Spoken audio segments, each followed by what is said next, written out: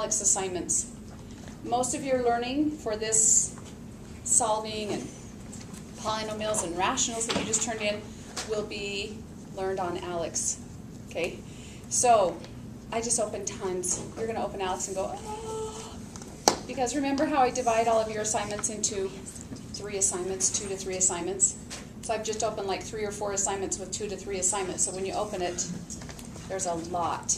Okay? Please don't put it off. It's due next week. So these are new ones, not like the old They're ones. new. They're brand new. And they're due next week? Properties of logs, graphs of logs, inverse. Now, I need to tell you this. I did open a polynomial and rational review, but it isn't due until the following week. So watch due dates. Do the ones that are due first. And I have also opened, it's just called a final review, I believe is what it's called.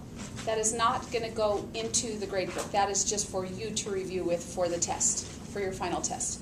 So all of them go into the grade book except for the final review. Yes? Is the final just the 3rd unit, right? Or is it over the whole thing? The take-home portion is comprehensive, covering Unit 1 and Unit 2. That will be handed out to you next week. Guys, we're almost done. I have a lot more to teach and we're almost done. But, so next week I will hand out the comprehensive take-home portion, and it's due the following week. And then the testing center portion is on Unit 3 only. Solving, solving, solving. So Alex is really going to help you a ton with this solving stuff. Okay?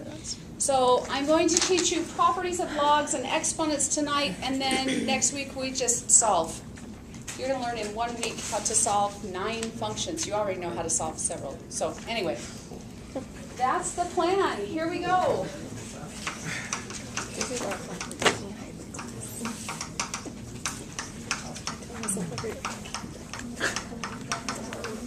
Yeah. All right, you need a whole bunch of properties for exponential equations and logarithmic equations, the functions. So I'm going to just start listing these, and then we'll kind of, next week we're going to tie in why all of this matters. We're going to kind of start tying it in tonight. But, okay, the first exponential property is a times n times a to the m equals a to the n plus m. Now, just for my purposes and reassurance, does that video camera pick up the chalkboard pretty good? Like, can you see those little a's and n's and m's? Yeah, if you look like really close. Okay. If it's like bigger, I'm sure you can. Okay, thanks. Sorry, I just had to check. All right. Now, one thing I want to do over here really quick is to define an exponential function, which you guys already know because we studied it in Unit 1. But I want you to see the difference. We have been looking at a lot of x squareds, but this one's going to look more like 2 to the x. This is exponential, this is algebraic. This is, what is it? It's a quadratic, right? Yeah. But what I need you to understand is that your base, this is called the base, and this is called the exponent.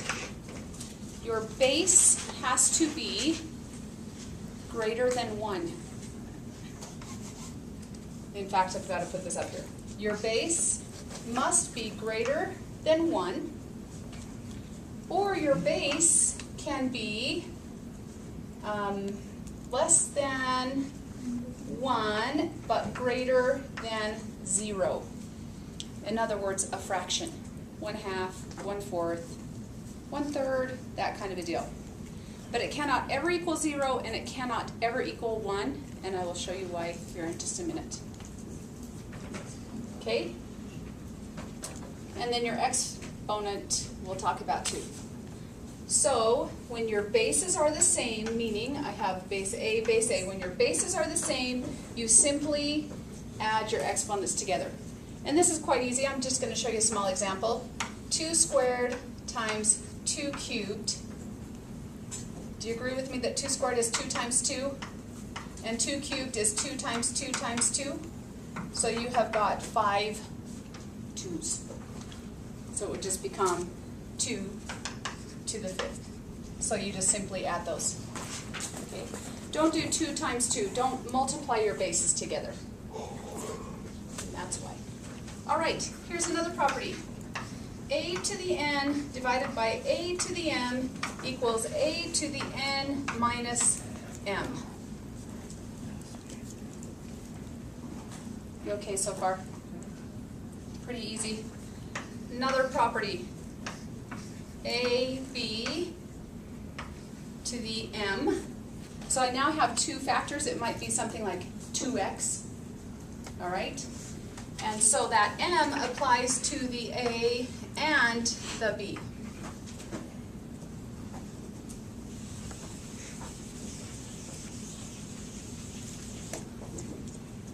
All right, another property.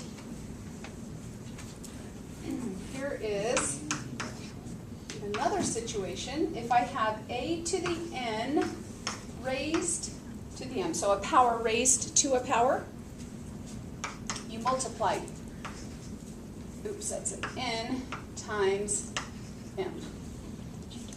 So you just multiply that. What else do I need to show you? If I have a over b raised to the n, that is a to the n divided by b to the n. Okay. Now I have, I'm going to go ahead and list it right here so that I can show you a little proof. Most math proofs people don't like, but this one's actually kind of cool. I think you'll like it.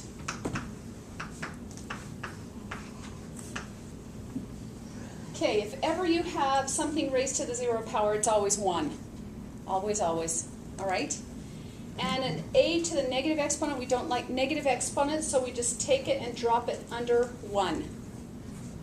And now I have a little, this is a simple math proof, simple, simple, simple, and it will explain why those are the way that they are. Okay? So if I have, let's just go ahead and say 10 cubed, 10 squared, 10 to the first power, 10 to the 0 power, 10 to the negative 1, 10 to the negative 2. That's fun. So I have 10 times 10 times 10. 10 times 10. And that one's 10. This one is 1. I'll show you why in a minute. And then we'll keep going here in just a second. So tell me what is happening on this side of my equation. What's happening with my exponents? Decreasing. They're decreasing by 1. They're decreasing by an exponent. What's happening over here? Decreasing by 10. It's decreasing by 10, and actually Decimal points moving one to the left. what's happening is that we're dividing by 10. That's really what's happening. So I have 10 cubed, I divide by 10. When I go down a power, I divide by 10, and that just goes to 1. And then I divide by 10, that goes to 1. Does this make sense? Then I divide this one by 10, and I have 1.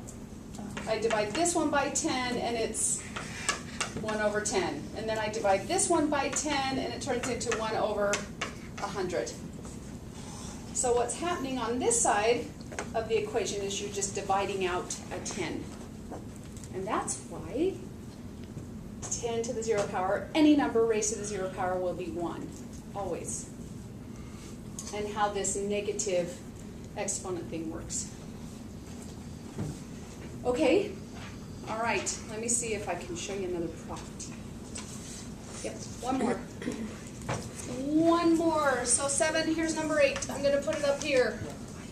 This is a way to convert from rational, so that's a rational exponent, a raised to the n divided by n. You can write that as a radical expression, where the denominator becomes the index of the radical, and this numerator is just the power that a is raised to. All right. Now it's like, what do we do with this stuff? Yes? So in that case, if both the index and the exponent are the same, the root just cancels, right? Now hang on. Everything cancels. Talk to me. Like, so if m and n are equal, even Oh, though if they're divided, equal. then it just Yes, did that's A. exactly right. Yep, perfect. Great observation. All right, so now what I want to do, you need to practice this stuff for a second. And we'll just keep that running, and whoever's at this board gets to be videoed.